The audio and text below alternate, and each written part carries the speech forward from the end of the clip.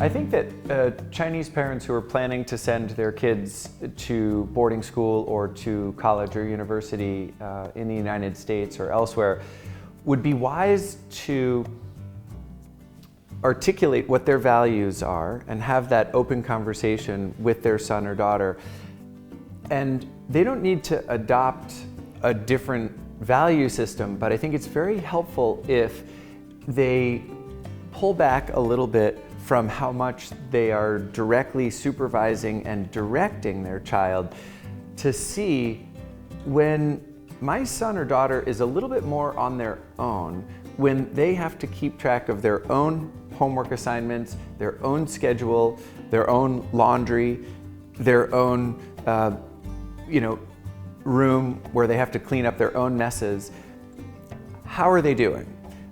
Do they need more practice? Do they need less practice? But it's not a change in values, but it is a change in style that I think will give Chinese parents a good sense of readiness, how ready their son or daughter is. And if their child has difficulty managing their time or getting up in the morning or tracking their homework assignments, it doesn't mean that they're not ready, it just means they need a little bit more practice. And then when they come to the United States and they have to be a bit more self-reliant, they've already had the practice and they can have a greater chance of succeeding. I've seen instances of students who are extremely distressed because their parents have exaggerated something. Most commonly, the parents have said, if your grades go below this level, we're going to pull you out of school.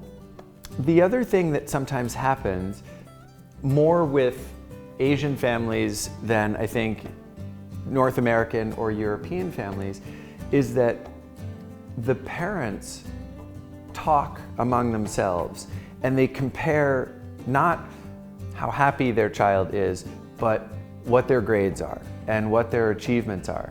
And of course the kids know this and feel a great deal of shame if they have a failure or a low grade or they don't get a prize.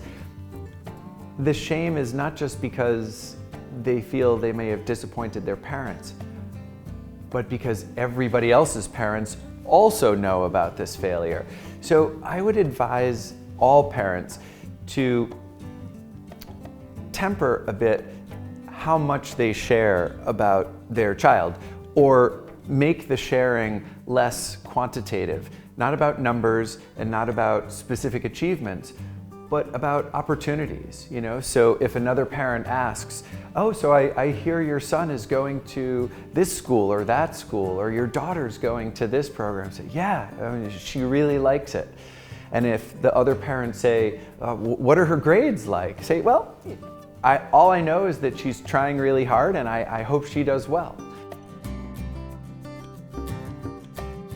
Well, if the family has the finances and can travel some together, that helps. If the family can arrange for some practice time away from home, which could be overnight at a friend's house or at grandparents' house, that doesn't cost any money and that's very helpful. If the family can arrange a summer camp experience, that's a wonderful stepping stone to a longer period of time away from home at college or university. One of the best ways that parents can assess whether their child is ready to be away is don't give them any reminders for a week and see what happens. Don't wake them up, don't put them to sleep, don't tell them to brush their teeth, don't tell them to do anything with their dishes or the dirty clothes or anything, and just kind of see what happens. They're going to forget some things, that's okay, but if they are able to handle that responsibility, I think they're ready.